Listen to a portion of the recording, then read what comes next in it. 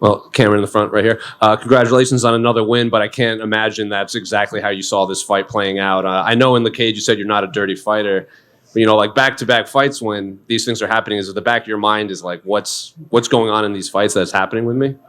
Yeah, I think it's a massive part of it is pushing the pace quite a lot. It's very quick in there. He was level changing quite a lot, so it made it quite hard. I think one of those groin kicks he milked a little bit, to be honest. But I apologize for that being the case. I'll be definitely working on that and focusing on not making that mistake again. I know I said that the last time.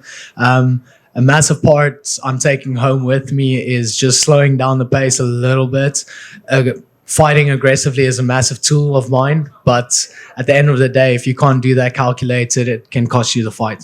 Was there any part of you that was afraid maybe the ref would wave the fight off or he couldn't continue in there? No, to be honest, no. I think my honest opinion, those kicks were high, but that was to the leg. Like we trained that quite a lot in this camp. It was a massive part of our game plan. I think I showed that in the fights as well. We landed a lot of those kicks. And you get 2 groin strikes for every pound you miss weight. So.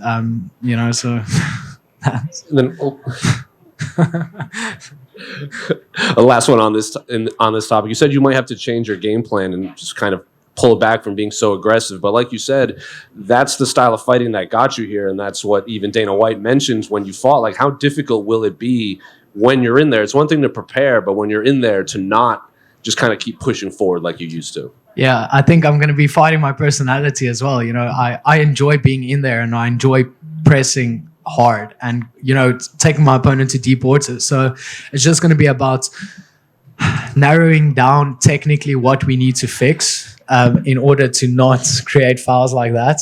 But also, there's a lot of good I can take away from this fight. Just off the top of my head, I felt much better in there. I felt more calculated. I felt like I'm more present.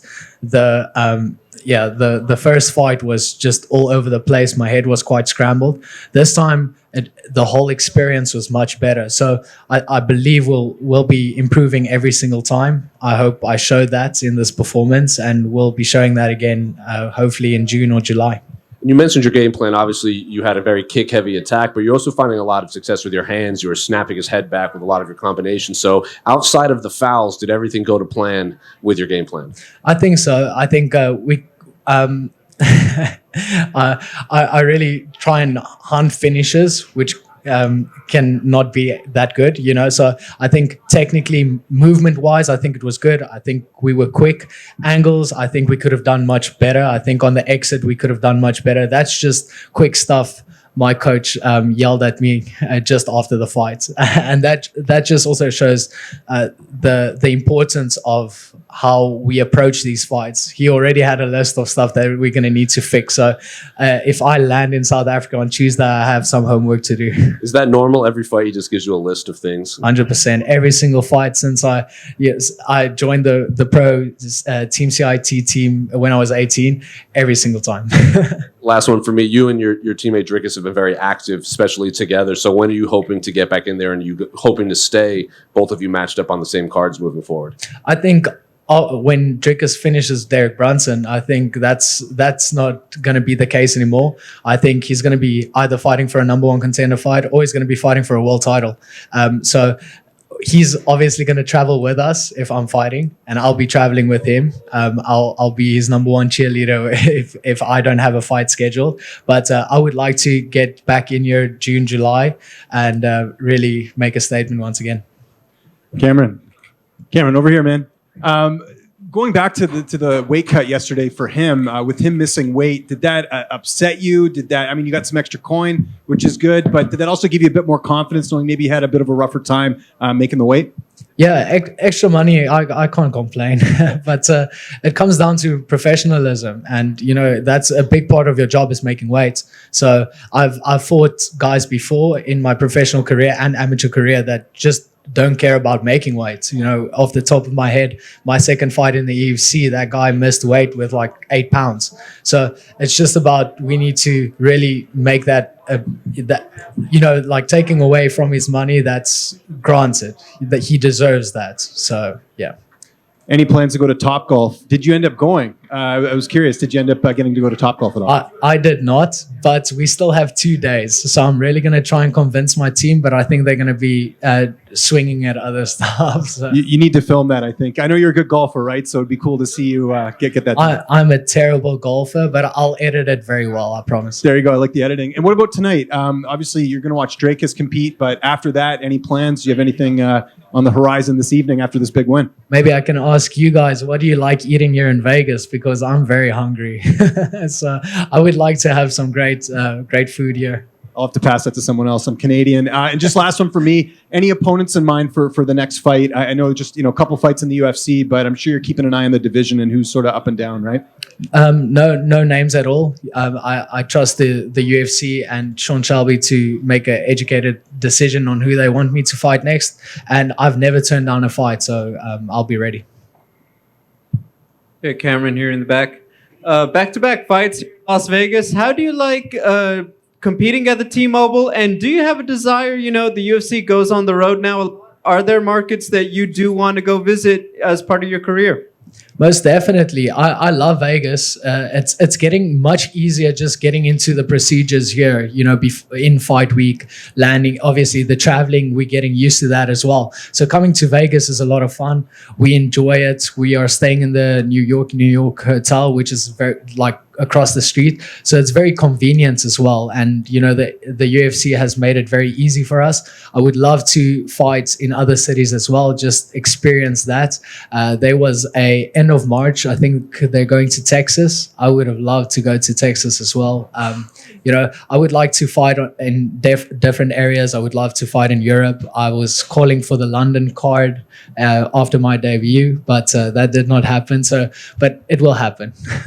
And then I just want to ask your thoughts. Obviously, there's a lot of talk about Aljamain Sterling versus Henry Cejudo. How do you see the title fight in your division going? That's a very hard fight to call. I think Cejudo is undeniably one of the best bantamweights we've ever had, and Aljamain he matches Cejudo's style very well. So off the top of my head, if I have to pick someone, I would go with Cejudo, but I would still have to study some tape again. Congratulations. Thank you. Why specifically Texas? They have Texas barbecue there. It's like we have braaivleis, so it's like a barbecue, South African barbecue, and we've heard Texas barbecue is next level. So, yeah. Rolling Smoke barbecue is really good barbecue here. Rolling Smoke. My teammates is going to make a note of that. Vaughn. Thanks. Cam, you already fight with that energetic, almost a little bit of an urgency. What happened in between rounds with your corner? Was there any more urgency with that point deduction to make it up, or you just not even let it be a thought?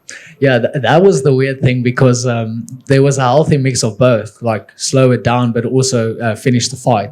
So I was quite confused at a stage. I think slowing it down, meaning just be a little bit more picky of your shots and focusing on exiting a little bit better and picking up the pace, just forcing him on his back foot. So that was what I tried to do. Honestly, I can't remember a lot of the fights, so I'm gonna go watch it when we get to the hotel.